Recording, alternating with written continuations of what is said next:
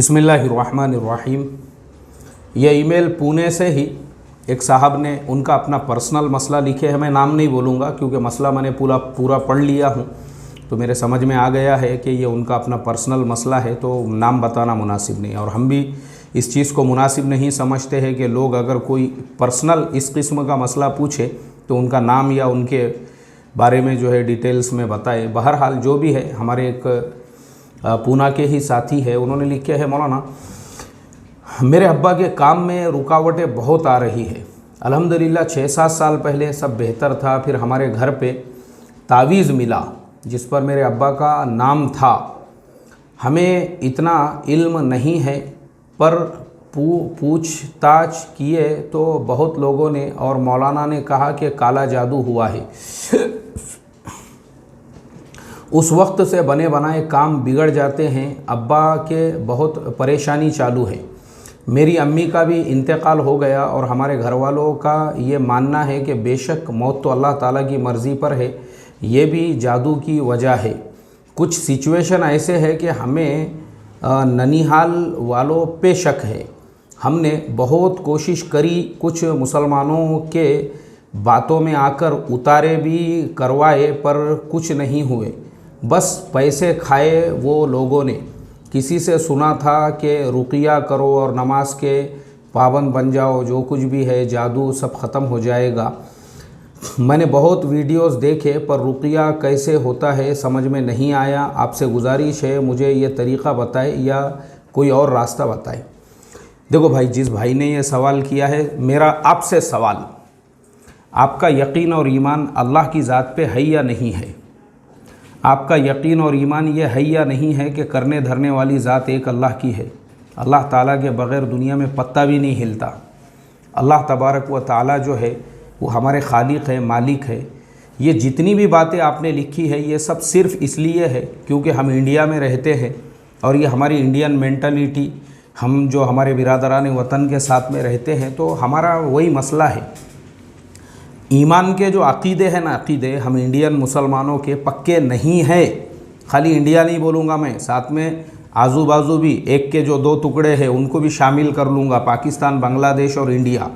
यहाँ के सब मुसलमानों का हाल यही है। हमारा ईमान फुसफुसे है हमारे, ऐसी मजबूती नहीं है। अल्लाह की ज़ात से ही होता है बोल के फ़ौरन तावीज़ देख लिए तो हमको ऐसा लगता है कि अरे किसने तो भी कुछ तो भी कर दिया। मतलब तुम वो एक मामूली सा कपड़े का टुकड़ा और एक जो है तावीज़ को, या मतलब आप ये समझते हो कि इंसान में अल्लाह ताला ने जो है वो ताकत दे दी हुई है। क्या है यार, ये जितनी भी बातें हैं ये सब शिरकिया बातें हैं। ये कि एक तावीज़, कोई किसी का कोई भला बुरा नहीं कर सकता, एक बात याद रखो।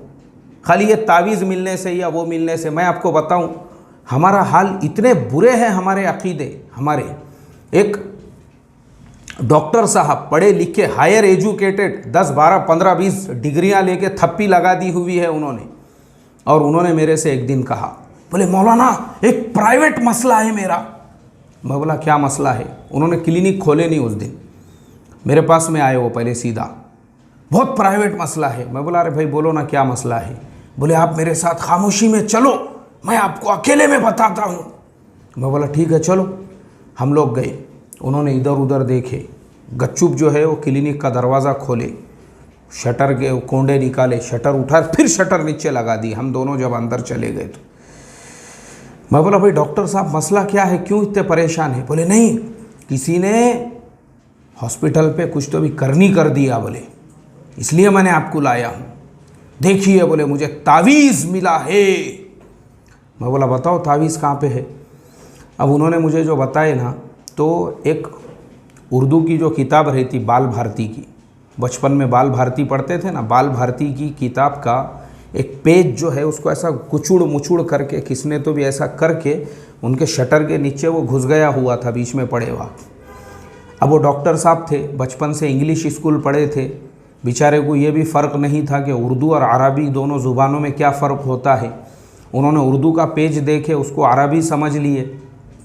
उन्होंने समझे कि किसी ने तो भी कुछ तो भी मेरे ऊपर वो कर दिया, करनी कर दिया, और उस वजह से उन्होंने मुझे लेके आए। मैंने वो पूरा पेपर खोला, मैं बोला डॉक्टर साहब ये बाल भारती है, बाल भारती, बच्चों को जो स्कूल में पढ़ाते ना वो किताब का पेज है, हॉस्पिटल या तुम्हारे जो है शटर के बाहर शायद बच्चे बैठे होंगे किताब विताब लेके, या किसी के पास पेज होगा या कुछ खाने का ले लिए होंगे, ऐसी किसी बच्चे ने जो है संयोग करके फेंक ये कर दिया तो अंदर आ गया वो। यार तुम्हारे जैसा पढ़ा लिखा आदमी, लेकिन फिर मैंने सोचा कोई गलती नहीं है उनकी, क्योंकि वो भी इंडिया में पैदा हुए हैं ना, तो मसला है ये इंडिया पाकिस्तान बांग्लादेश अक़ीदों के ख़राबी का, फुसफुसे अक़ीदे। बाल भारती का पेज देख के उसको ऐसा लग गया कि बस अब उसके ऊपर जो है, यानी अल्लाह की ज़ात से हमारा यकीन और ईमान हटने को एक सेकंड भी नहीं लगता हमको।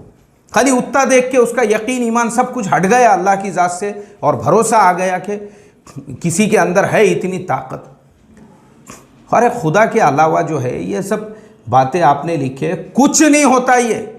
अब ये जो तुमने लिखे 6 से 7 साल पहले सारे कारोबार बेहतर थे, और फिर उसके बाद में अब आपने पूरी बात तावीज़ पे डाल दिए कि तावीज़ मिला और जिसकी वजह से जो है सारे कारोबार आपके जो है ऊपर नीचे हो गए, ये हो गए। अरे कारोबार ऊपर नीचे कैसे होते मुझे आप बताओ? कारोबार ऊपर नीचे तावीज़ों से होते? अरे हालात से होते, और अल्लाह के नबी, अल्लाह का हुक्म और उसके नबी का तरीक़ा तिजारतों में कारोबार में नहीं होने से होते। मैं आपको बताऊं, मुझे एक फ़ोन आया एक मस्तूरात का, और वो मस्तूरात जो है असल में हमारे एक बड़े अज़ीज़ दोस्त है, उनकी हकीकी बहन है। वो दोस्त ने पहले फ़ोन करके मेरे से बात करे, बोले मौलाना बहन से बात करो, बोले उनका कुछ मसला है। मैं बोला बोलिए आपा जान। बोले मौलाना साहब मेरे काम हो नहीं रहे हैं, बोले पहले मेरे भी सब काम होते थे, मेरे काम ही नहीं हो रहे हैं। मैं बोला अच्छा क्या काम नहीं हो रहा आपका? बोले मेरा जो है एक बैंक से मुझे पेमेंट लेना है, कुछ उनके पास में जो बैंक का कुछ होता है अपने बना हुआ था उनके पास, बस वो सबमिट करना है और पैसे लेना है उनको, इस तरीके का कुछ मसला था उनका।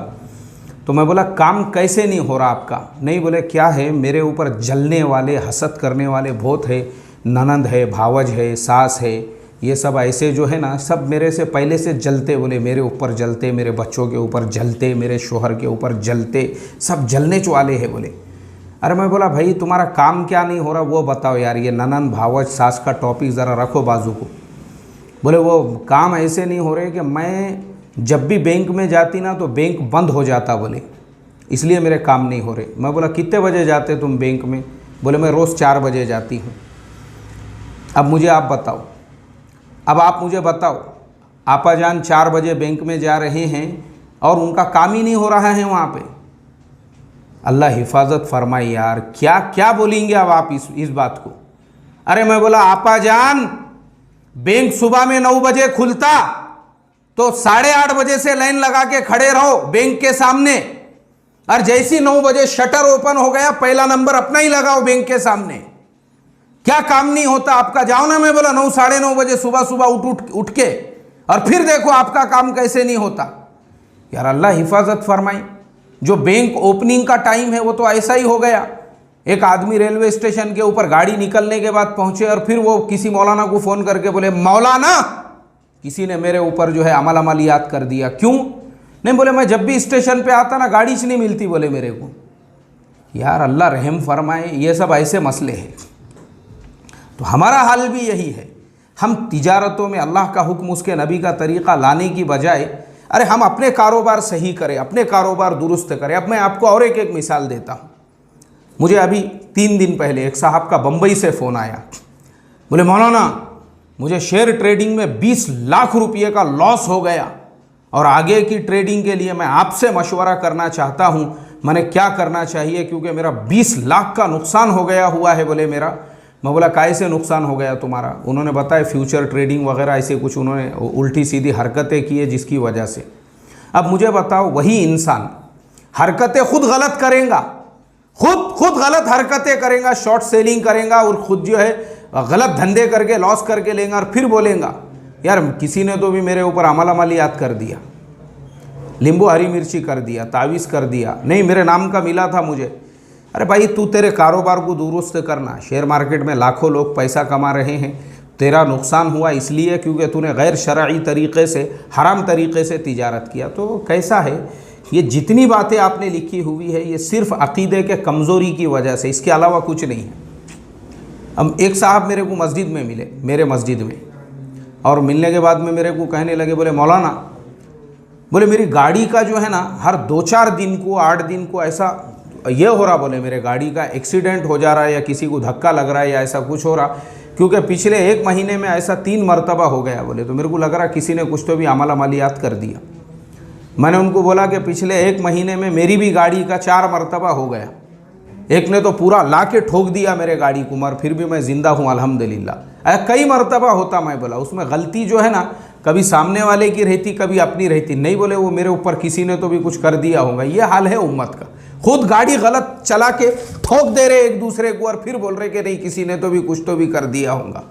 तो जिन भाई साहब ने ये सवाल किए हैं, पहले तो मेरी रिक्वेस्ट है आपसे, आपके दिल और दिमाग से आप ये पहले पूरी तरह से निकाल दो ये ख़यालात कि ये किसी के तावीज़ से, किसी के फूकने से, किसी के ये करने से कुछ नहीं होता है। एक अल्लाह की ज़ात पे अपना 100% यकीन रखो, 5 वक्त की नमाज़ों का एहतमाम करो, मस्जिद में जमात से पहले पहुँचो, सुन्नतों का एहतमाम करो, वज़ू अच्छी तरह करो, नमाज के अंदर की पूरी चीज़ें तर्जुमे के साथ में सीखो, और कुछ भी मसला रहा उसके बाद 2 रकात नमाज पढ़ के दुआ करने का मामूल बनाओ।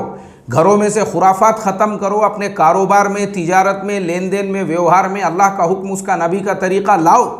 क़यामत तक भी आपके साथ में ऐसे हालात नहीं होंगे गैर शरई काम करके। और फिर ये थोपना कि किसी ने मेरे ऊपर अमल अमलियात किया होगा, अल्लाह हिफाजत फरमाए। तो मेरी आपसे रिक्वेस्ट यही है, मेरी आपसे यही दरख्वास्त है, और इसके लिए मैं आपको मशवरा दूंगा अपने तिजारत, कारोबार, सारी चीज़ों में अल्लाह का हुक्म, उसका नबी का तरीक़ा सीखने के लिए हमारे बहुत से बुज़ुर्गों के बयानात थे। उसके अलावा मेरे ख़ुद के भी चैनल के ऊपर बिज़नेस और तिजारत और व्यवहार और ये मामलात से रिलेटेड सैकड़ों बयानात हैं। उनको सुनो आप ध्यान तवज्जो के साथ में, इंशाअल्लाह आपको समझ में आएगा कि क्या क्या चीज़ें हैं। जैसा मैंने अभी 2 दिन पहले भी एक सबक में कहा था कि शेख सुलेमान अल राजीही, जो अल्लाह ने इतना नवाज दिया उनको कि 12.5 लाख करोड़ उन्होंने चंदे में दे दिए मदीना यूनिवर्सिटी को, वो भी मुसलमान ही है ना। क्या किए उन्होंने? सिर्फ अल्लाह के हुक्म, उसके नबी के तरीक़े के हिसाब से तिजारत किए। ये ज़रूरी है। ये अल्लाह हम तमाम को सही समझ अता फ़रमाए, और सारे मुसलमानों से, जितने मेरा सबक सुनने वाले हैं अभी, ये जितनों के भी कान में मेरी आवाज़ जा रही होंगी, बस यही कहूँगा मैं, अक़ीदों को सही करो, अक़ीदों को सही करो यार, अल्लाह रहम करे। भारत के, यानी मेरे को तो अफसोस और हैरत होती है, हमारे यहाँ पे जो खुद ईमान यकीन की बात करने वाले हैं, वो खुद भी ज़रा सा कुछ मामला हो गया कि आमिलों के, नींबू हरी मिर्ची वाले और तावीज़ों और झाड़ फूंक वालों के चक्कर में पड़ते हैं, और उन्होंने रिकॉर्ड बना लिए हुए होते हैं ईमान की मेहनत के ऊपर, जो है मेहनत के। अल्लाह हिफाजत फरमाए। अस्सलामु अलैकुम व रहमतुल्लाहि व बरकातुहू।